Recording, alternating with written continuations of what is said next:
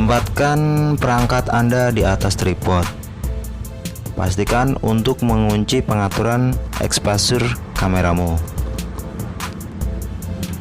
Rekam dua video. Pastikan bahwa tetap dapat berada di posisi yang sama di kedua video. Buat proyek baru di KineMaster, impor video kedua.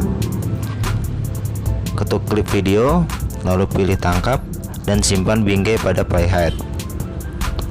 Pilih klip yang menunjukkan kaleng karena dihancurkan. Keluar dari proyek,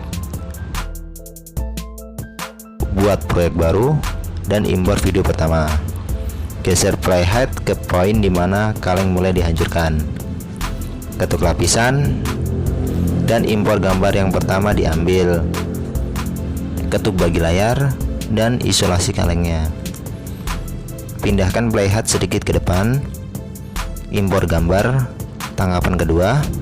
Ulangi langkah-langkah ini untuk setiap gambar yang diambil itu saja. Terima kasih. Jangan lupa klik like, subscribe, komen, dan share ya.